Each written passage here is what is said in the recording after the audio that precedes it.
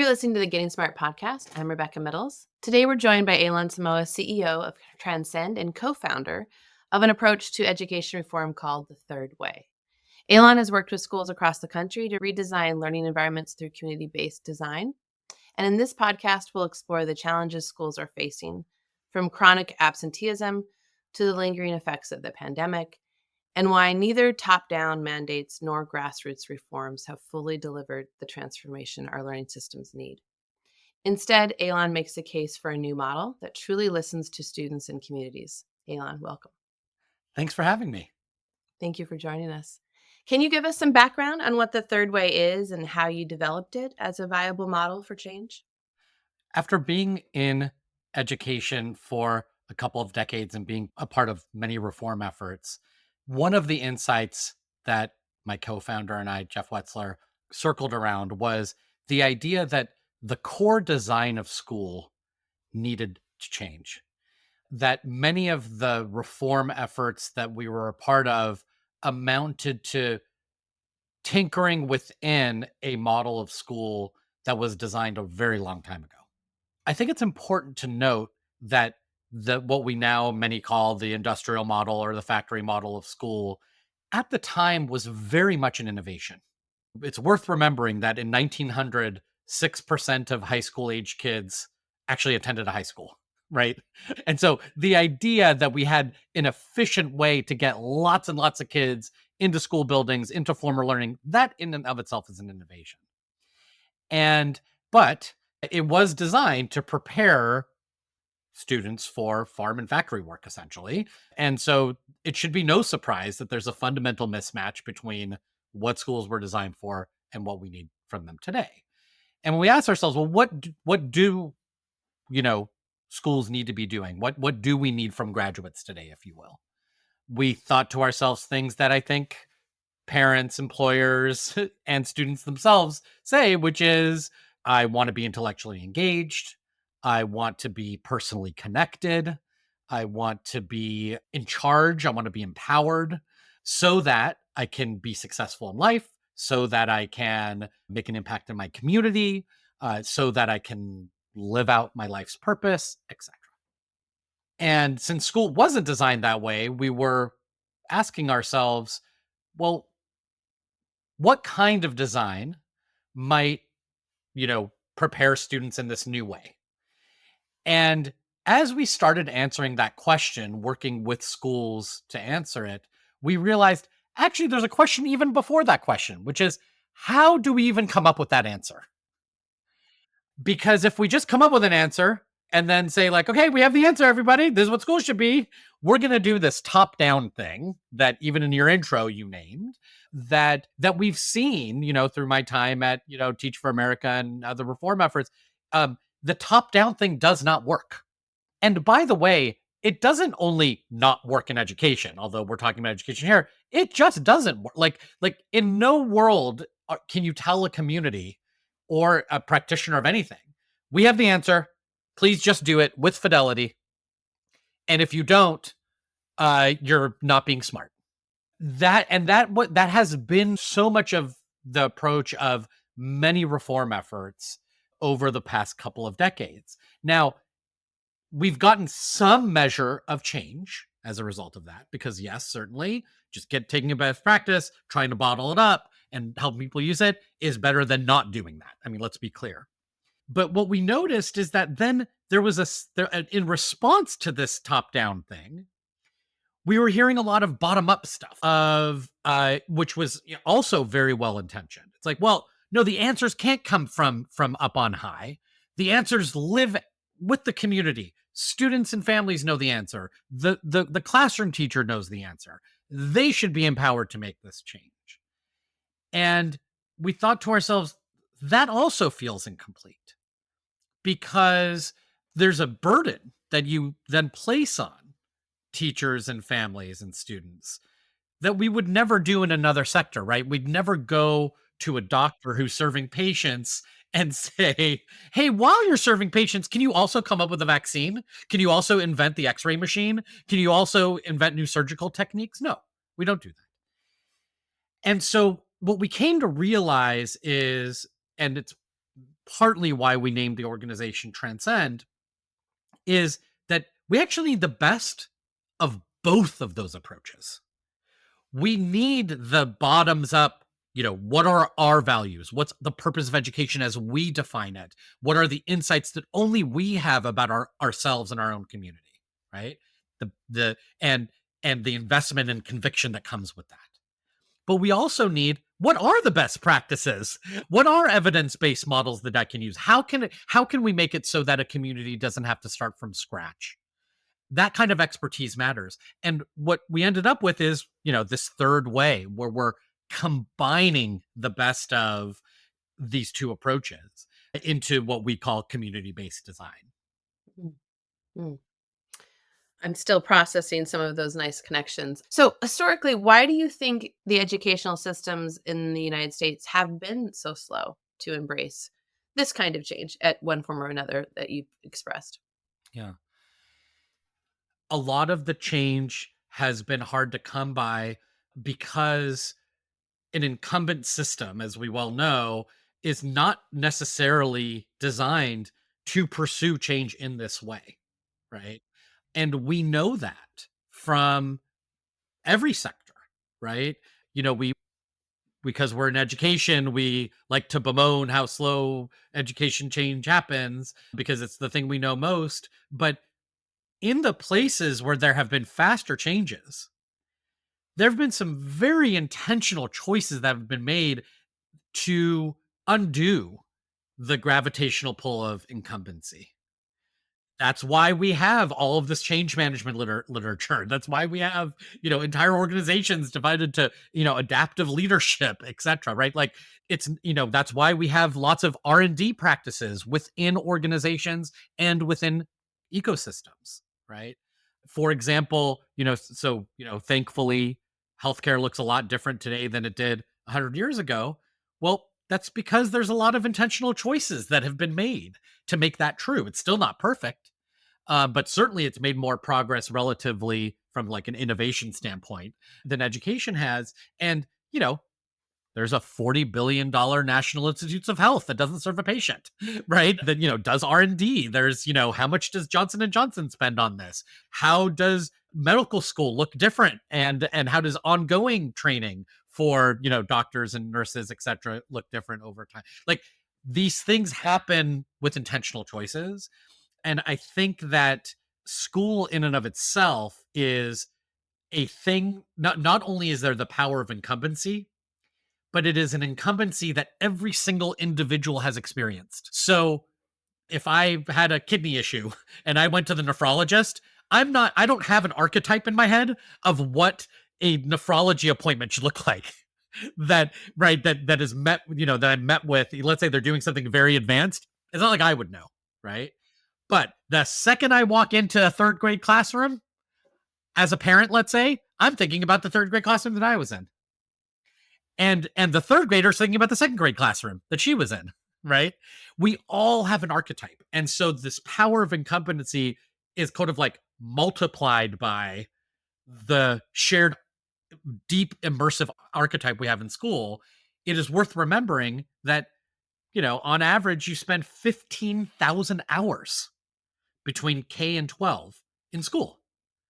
And so that's 15,000 hours of incumbency that each individual is carrying with them, which means it's even a deeper learning process than it would be. And so the level of complexity and nuance that comes with that, I think, has made it very, very hard to make this change, especially when the go-to thing was like, well, we have the answer, just use it. I'm thinking about that piece, and I'm also thinking about how the parental experience is also a part of that personal experience that we have, like how our parents educate. So the generational that's carried over as well.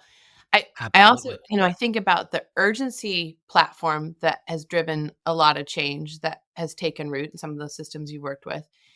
And then how you try to manufacture that level of urgency, if that's the driver that has helped with acceleration, or does that need to be the case? So thinking about those pieces with what you've just shared, we're 4 years out from the pandemic. Hmm. Okay. So there's some urgency piece of there. How are the impacts of that time that we all experienced collectively? still shaping schools today? Many parents got to look see into what the experience of school can be, should be, where it's successful, where it's falling short. And I have an optimistic side on this question, and I have a less optimistic side. The optimistic side of me says more than ever before, at least in my experience, it's more common for a parent to really, really center how does this just feel? Right? Like, what is the experience of school? I it's been my observation as a parent. I have a 13-year-old and an 8-year-old. And obviously I've talked to many, many, many kids that the high watermark of the answer to the question, how was school today, is fine. um, and fine is decidedly mediocre at best. It means like, and look, and in worse circumstances, it actually is masking something even, that's more deeply Absolutely. painful or whatever, right? And I'm sure there's cases where you can't even muster the word fine, right? And look, that has always been true. Like, I don't think that when I came home from school, I magically was on fire in terms of my motivation when my mom asked me how was school today. But I actually think people care about it more now. I think that's a good thing. Mm. I think that part of the reason why change has been so hard to come by, there's no way to get outcomes without thinking about the experience that the individual is having.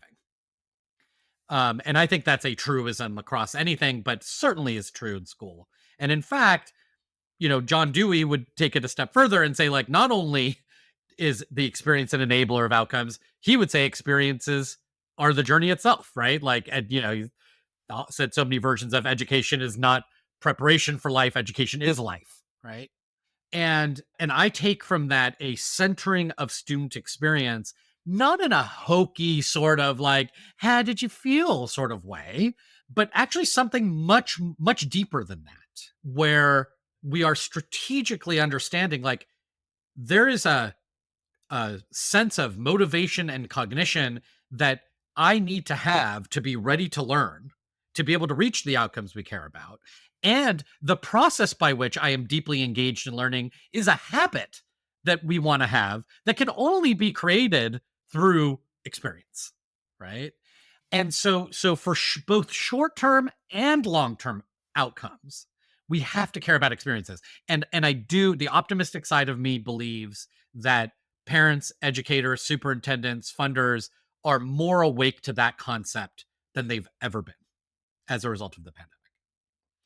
I think about that a lot, and I think about the feelings piece, and that's the residual for many parents is what they felt in school, less and more about what they learned. And so I often think that that's a big driver in that conversation, as well as our general awareness about emotional intelligence and how important that is. Deep learning, I think what you hit on for me, like I'm a big fan of the flow of learning.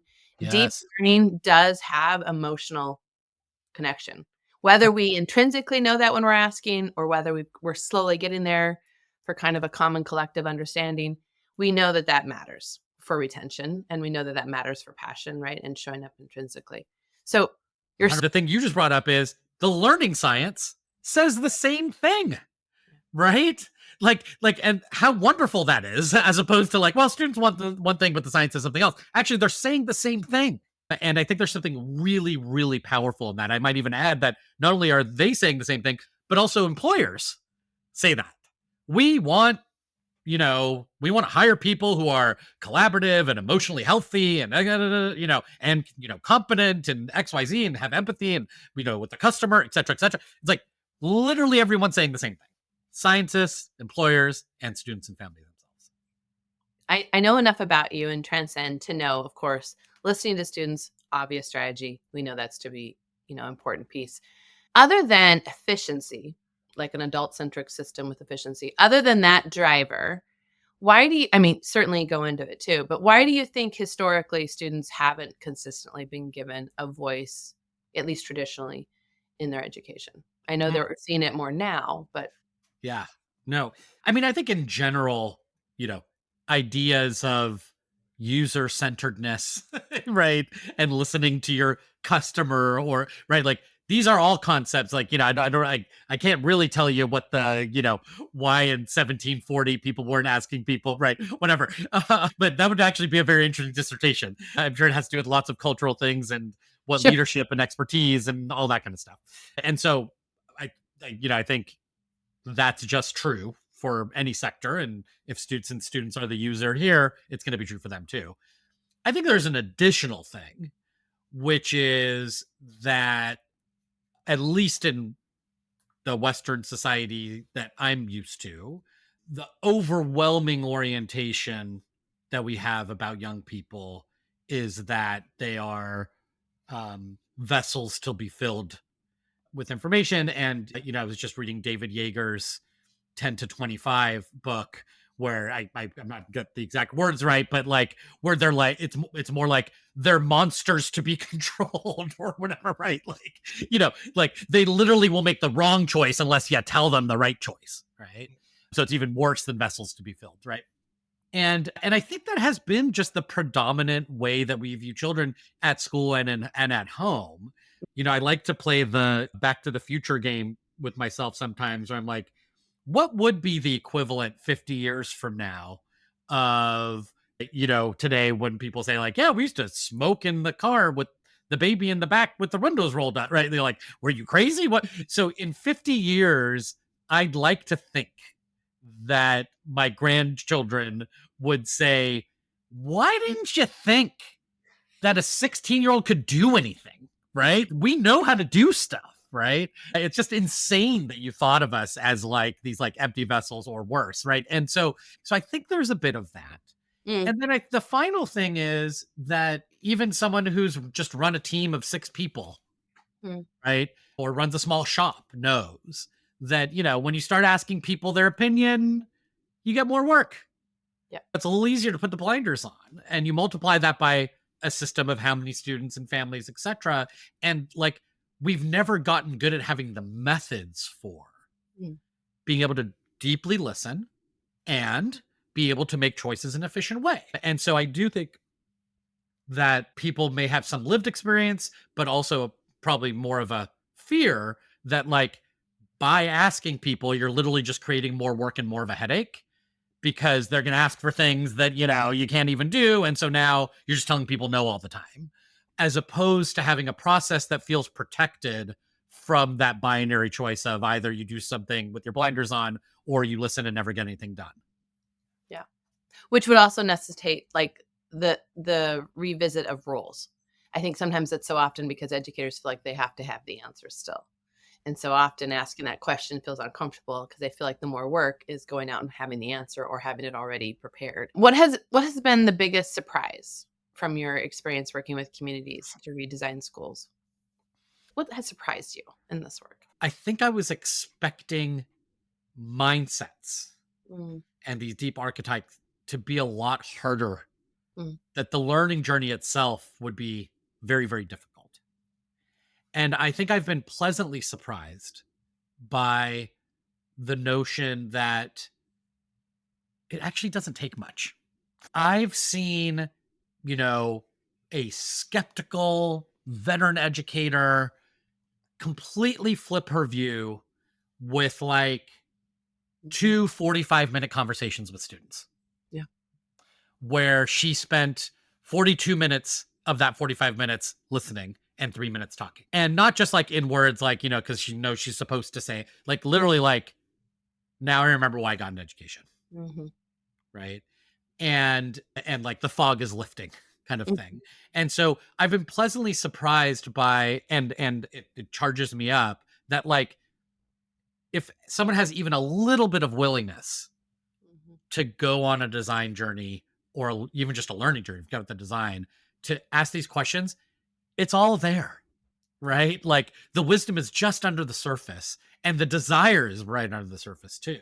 Mhm. So the thing is, when you do innovative work, you actually do have to work harder because you don't get to ditch the thing that you were already doing because kids are still in 3rd grade, right? And so you actually have more work and you have every incentive to say like, yeah, I didn't really hear that. Let's just move on. But instead, people are not just saying, but acting with a renewed sense of energy and purpose. And it's shocking. It takes shockingly little for that to Yeah. happen at the individual level. On the other hand, I've been, surprised by how hard it is to get an entire system to do that. Mm. And because, if it's so easy with each individual, it's all the individuals you do it, and then, it should happen. And it's like, no, actually, like what the archetype is of leadership really matters. Back to that, the student question of why don't we listen to students? Well, we listen to them because I, as the leader, as the soup, or as the principal, I'm supposed to have the answers. When I don't have the answers, that means I'm not good enough, right? And so, how do we help everyone become learner centered and even change their conception of what leadership and expertise is to begin with, right? Like Mhm. that stuff is hard. So maybe I'm cheating a little bit. It's like, did I really think that was going to be easy? Probably not. But like, I Yeah. guess I would say I'm struck by that juxtaposition of how simple it is on the one hand and how hard it is on the other. So true. And it's the magic. I mean, you're often put in this position, as I have been in the past, as well as others that are listening, where, we're kind of expected to be able to speak to how to scale. Yeah. So I think that's the driver you think that there's going to be some kind of recipe, even if it's just a framework, not a really high micro managed recipe, but there's supposed to be some sort of response to that. And so that's why I love what the work that you're surfacing. So let's think about that. Now, we're in January 2025. We're starting a new chapter as a nation in our leadership. What is your hope around this work in the 4 years ahead? And, with a predicted shift, I think, from national initiatives around education to a more state and perhaps regional, local approach, how you see this work, showing up.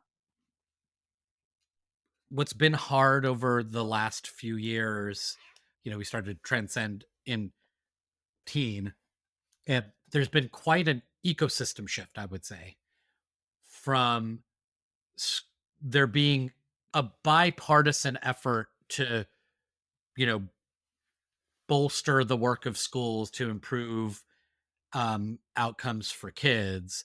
And while the quote unquote two sides disagreed on a lot of stuff, there was a remarkable number of, shared collaboration in the couple of decades before.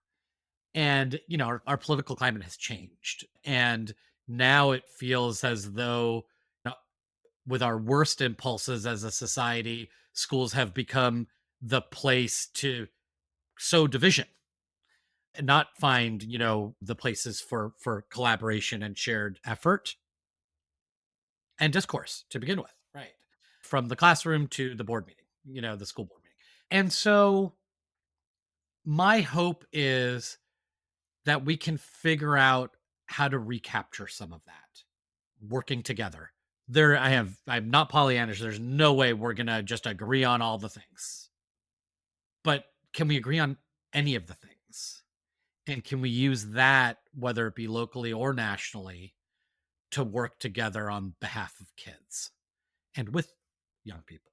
For example, I see a lot of similar rhetoric across the spectrum around preparing students for work-based learning, certifications, competency-based, etc. These are themes that seem to be speaking to many demographics, urban, rural, etc. And so, is there a way to build on that? Because the adults fighting is not going to lead to young people thriving in and ultimately transforming the world we live in.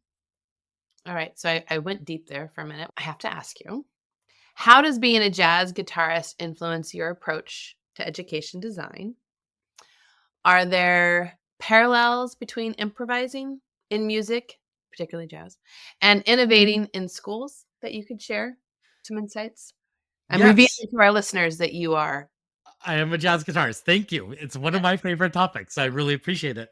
I'll say two things about this. One is I referenced earlier, what kind of learning environments do we need? And I sort of said intellectually engaged, emotionally connected, and personally empowered, right? And a lot of times when I ask people, when were you the most wildly motivated to learn? The example they will give me is a lot of times not informal schooling, right? Unfortunately. And when I give my answer, it is always the guitar, because those things are true. I'm so intellectually engaged when I'm trying to figure out like the theory and what scales and why did they make that choice? Why does that chord work there and not there? Right. I am emotionally connected. The music makes me feel good, even if I'm playing by myself, let alone when I'm playing with other people where we're in community, let alone I'm playing with other people for an audience where now we're connected. Right. Like, and that, brings me so much joy. And I'm personally empowered, right? I get to make choices about how long do I do that scale 14 more times, or do I put that on the side and work on this other thing? And I live with the consequences of those choices, right? Like where I needed a little bit of that on the next gig and it wasn't there, or whatever it is, right? So to me, it serves as a way of thinking about like, how could learning be like that in school, right? So that's one. And then from a process standpoint, which you brought up, and improvisation, etc., in music in general, and certainly in jazz, there's not just like a right answer, right? Trying to be overly precise and overly prescriptive will lead to music that usually the person doesn't enjoy playing and no one enjoys listening to. There's a give and take. There is listening to the last thing that someone played, and playing off of that and making them better by what you do, then I think is part of what a successful learning environment needs to be, but also what a successful process of design needs to feel like. I think it's also why you so often say the experience versus maybe the traditional view of a teacher delivering. Yes. What we're talking about is more interactive, which I have a partiality towards jazz as well, because I think it's less about listening to the music played, but more about the experience of being in that moment while you're listening. Amen. Love that you shared that. I think Thanks for asking. music and sports for some folks, I mean, I think that's where people often get in their individual flow and have the magic of a communal flow in that learning too. So wonderful to highlight. Thank you so much for taking time to join us today and to share about the work that you're doing with Transcend. I hope our listeners will look to our links that we will share and find out more. Thank you. Thanks for having me. It's been wonderful. Thanks for tuning in to the Getting Smart podcast today. We want this podcast to be actionable, insightful, and a great way to learn about what's next in learning. In order to stay on the cutting edge, we need people in the field to tell us what they're hearing, what they're wanting, and what they're needing to learn more about. Got a topic or a guest in mind? Send your recommendations to me, Mason at gettingsmart.com. And if you like what you're hearing, don't forget to leave a review in Apple Podcasts or subscribe wherever you listen. Feel free to share the podcast on social media using the hashtag GSPodcasts. Thanks so much.